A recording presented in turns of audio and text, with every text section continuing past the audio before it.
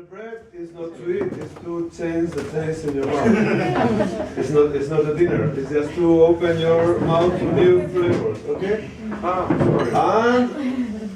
I will start off with this because the real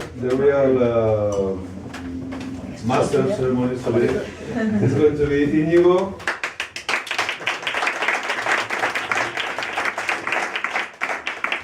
Who knows a lot about EcoWINE and many other eco stuff, overall foods. So, I let you in his hands, and I hope you enjoy this. And don't drink. Okay, thank you so much. Thank you, Fran. Thank you, David. David. Good night. Good evening. Great girls and gentlemen. Okay, here we are.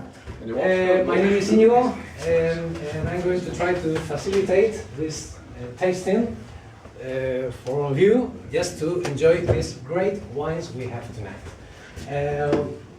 I'm not an expert on wine at all. I mean, is there any expert on wine over there? Just one maker, one grower, something? No? Okay, better for me. It would be easier. Well, anyway, the wines are perfect wines. We are going to taste. We are tasting one wine now. It's an ecological wine, and we are not going to explain it. Why? Because wine is not only to explain, it's also to have fun, it's also to experience it. And we are going to explain 2 wines tonight. So this other one is for you and your experience, personal experience, and that's it. Okay? The rose, you mean? Yeah, the rose one. Rosé. Yeah, rosé. So, well, we are going to do 3-4 things tonight. The first thing I'm going to explain is just a little bit of permaculture. The second thing is what is an organic wine and what makes the difference between organic and non-organic, conventional, and also natural wines. Okay? The third thing we're going to do is the thing we want to do is tasting it. Okay? And maybe, why not, maybe we can finish dancing something, because David is a good salsa dancer, so maybe we can do something later. So yeah. So, what's permaculture, right? Yes. But first of all, I want to say something. You're a very nice audience. There is not a great silence here. I suppose as wine is getting drunk, and then it will be different. If you have any doubt or if any word is not clear or whatever, you just raise your glass and I will try to help. Right? Good. So, well, what's permaculture? Permaculture is a hybrid word which comes from permanent and culture. Permanent is, you know, the abides, like the dew. The dew abides, but permanent is the same. So, and culture comes from the Latin root, which is colere. Colere in Latin means cultivate, and it is thought to be that the first agricultural job was just to prune. Yeah, just to cut trees limbs, trees branches. So we have this hybrid word which comes from permanent and culture, permaculture. Well, what is permaculture, right? It's a multidisciplinary science which deals with the designing of sustainable human habitats, right? So we are used to handle with nature in a parasitic way, something like that. We just deprave nature, we just take advantage of it, but we spoil it. Parasitic, okay, parasitic way, right? But we now know that we can have a different behavior with nature, that we can do things in a different way, in a kinder way, and we can work in cooperation with the rest of nature, because we are nature. So if we do good to nature, we are doing good to us. So that's what permaculture tries to do. Okay, that's why ecological wines, the wine grower, what he tries to do is not to take care of the plant, but to take care of the soil, right? Why? Because the soil will take care of the plant. If we have a healthy soil, we will have a strong plant, a healthy plant, and the plant will give us a healthy fruit, and we will have splendid wine.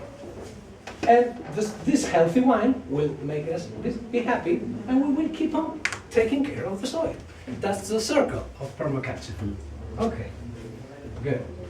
No questions? Everything's clear? Well, one last thing about permaculture. I'm very fond of permaculture, so I can be talking for hours about this, but I will not do it tonight. Just why and how and when did permaculture start? Maybe the whole of you remember that in the 50s, you know, something about green revolution that had nothing to do with green, was a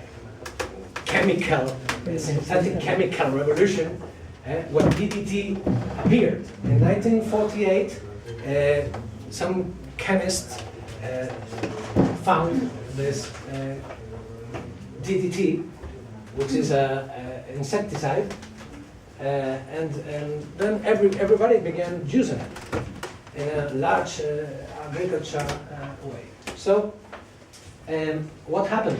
Well, in the beginning it was great because it killed mosquitoes and there was no malaria and everything was fine, you know. But 14 years later, in 1962, there was a book, maybe you know about it, it is Silent Spring. Silent Spring. It denounced that DDT was persistent in human fat and also in nature, in bears and in seals. And then what happened? That in the food chain, it comes stronger and stronger. And in human, even mothers, when breastfeeding babies, they are given them DDT. We all have DDT in our bodies.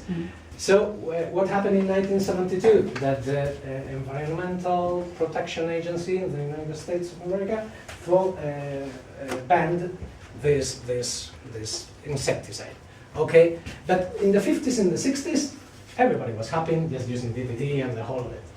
And in the 70s, permaculture started in Australia with Bill Mollison, an agricultural expert, and in Japan with Masanori Fukuoka, which was pedologist. Pedologist is not what we're thinking about. Pedologist is the scientist who studies the soil. Okay, the composition of the soil, the origin of the soil, and all of that. Okay, so they started handling agriculture with a different mind, just working in cooperation with it, and that's the way it was.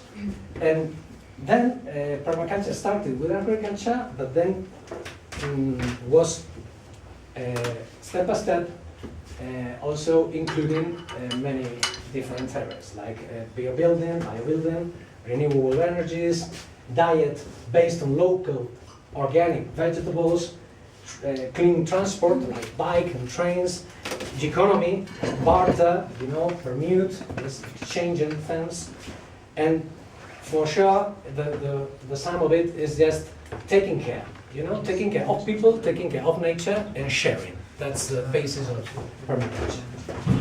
That's it.